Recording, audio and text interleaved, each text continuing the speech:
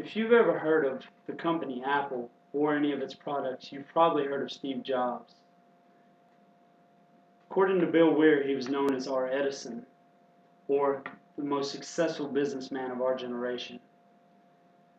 I've used Apple products for years and only heard his name once or twice, so I decided to do some research. Today I'm going to tell you about Steve Jobs' background, some of his innovations, and his personality. Let's start with his background. Jobs was born on February 24th, 1955, in San Francisco, California. According to a biography on Jobs by Quasar, he was adopted within a week of being born, and he was raised with his adoptive parents near Silicon Valley in California. At a very young age, he developed a great interest in machines, technology.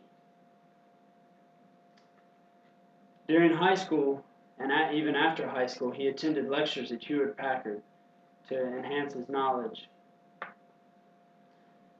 in the field of computing. According to Britannica biographies, Jobs dropped out of Reeves College after only a year of attending, and in 1974 he went to work for the company Atari, a video game developer company, which I'm sure you've heard of. While at Atari, he met up with his friend Steve Wozniak. He worked alongside with him. And it was here that they began sharing ideas and developing ideas about a home computing system, which back then was unheard of. In 1976, Wozniak had developed a computer that he wanted to produce. He took it to Hewlett-Packard. Everyone there turned it down. So this is when Jobs stepped in and suggested that they go into business together with this design he had. So Jobs sold his car for $5,000, and the first Apple computers in 1976 went on the shelves in their local town. People bought them, and with all the success, the following year they enhanced their design and created the Apple II, which jump-started the company and sent their business into popular demand. They were well known around the nation.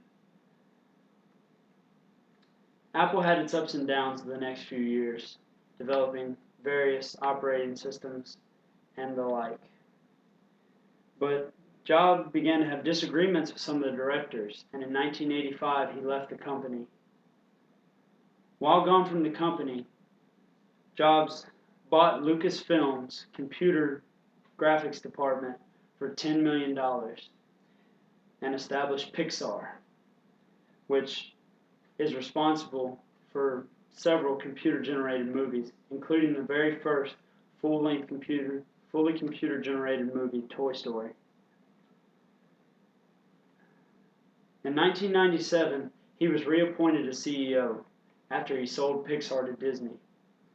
And as back at CEO at Apple, he realized that the company was about to go bankrupt. So in 2001, he released the iPod, the most successful and profitable item Apple had ever sold. The iPod was a digital music player that revolutionized portable music and media. He went on later. The company had great success after this, and later developed in 2007 the iPhone, the greatest phone considered at that time. He also, in 2009, they released the iPhone 3GS, which was the fastest phone ever released, an improvement on the iPhone. And the following year, in 2010, Jobs announced the release of the iPad, the best tablet ever released.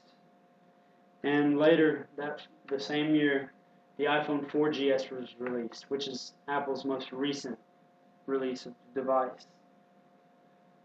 Despite all these innovations and great technology that were released, Jobs' personality was still questioned. According to an article by Goldwyn, Jobs had a fiery personality, but he was very charismatic, which allowed him to convince others to listen to his ideas and help him develop them.